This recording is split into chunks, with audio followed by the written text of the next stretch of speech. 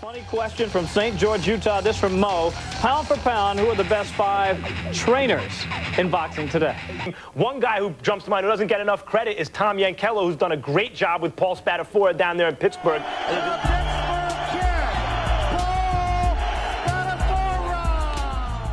I mean, he's a great trainer. I mean, he helped me win a world title. I had the title for 5 years.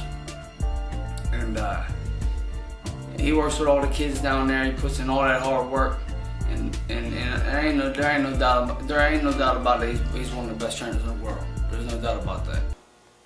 Today's video, I'm going to show you how when a guy throws a wide, wild left hook, how you can beat him with a straight right hand.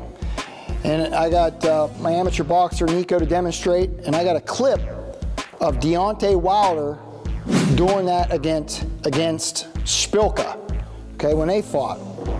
And the way that looked was, Szpilka, what he did is he tried to throw a wide left hook at Deontay Wilder. And Deontay had a real nice, strong foundation where, like I said, he's almost pointing that left shoulder to his target, okay? And he's got that right hand, that weight on that right hand, that right foot is flat. He's got the weight on that right foot. 70% of the weight is on that right foot, okay? And Szpilka, he goes and he throws a wide left hook. He drops his hand out and throws it really wide, okay? It's what I talk about when you're fighting, you want to always, when you're training, you always want to practice on throwing things tight. Okay, you don't want to bring them out, because when you're in a fight and fatigue sets in and just the height of the event, punches can come a little wider than you even practiced them. So the more you practice them tight, the better chance you have of throwing them tight in the fight, okay? So you want to practice things tight, and I'm going to show you the difference of what he should have did. But what he did is he throws this wide left hook like this, and Wilder just beats him to it and throws the right hand. And because he's wide and he's reaching to throw that left hook, when he's doing that, and Wilder is able to anticipate what all great fighters have. They have great anticipation and insight, okay?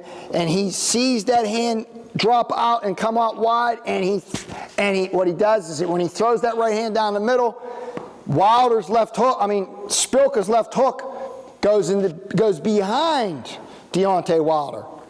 Now,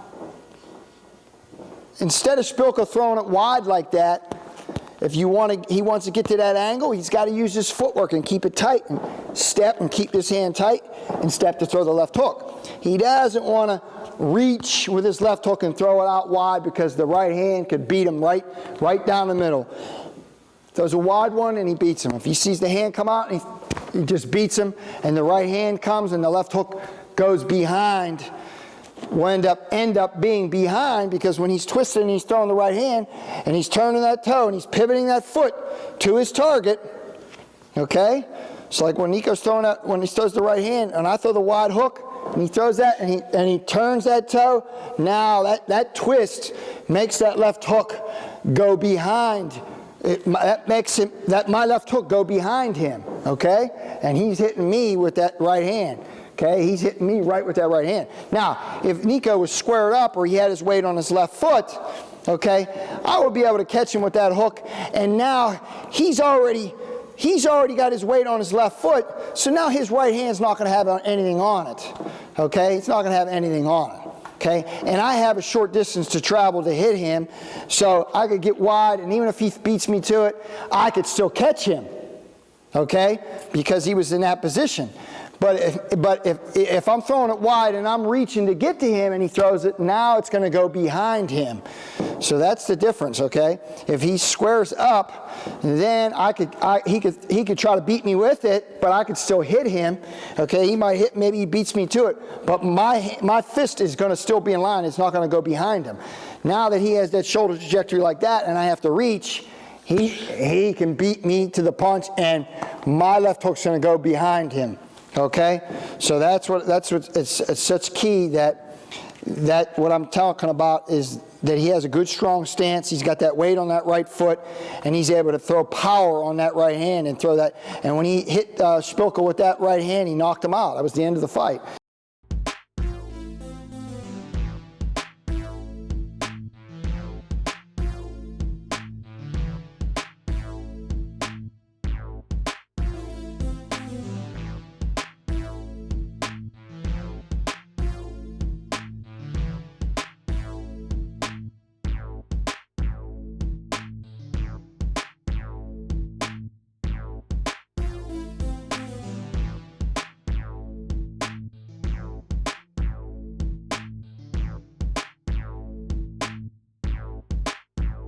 So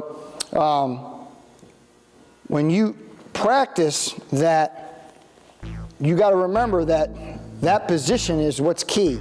Again, like I said, if he squares his shoulders up or he leans to the left like that, he's not going to have nothing on that right hand, and my left hook only has to travel a short distance, okay? When he's back here in this position, okay, and I'm where I'm at right here, now I got to step. If I step, that would be the smart thing, but sometimes what he did, what Szpilka did in that fight, he just threw a big looping and reached, and Wilder was able to catch him and knocked him out. So that's something to go in the gym and work on. And comment below, let me know what you guys think of the video, and don't forget to like, share, and subscribe. When you're training, you always want to practice on throwing things tight, okay? You don't want to bring them out, because when you're in a fight and fatigue sets in and just the height of the event, punches can come a little wider than you even practiced them.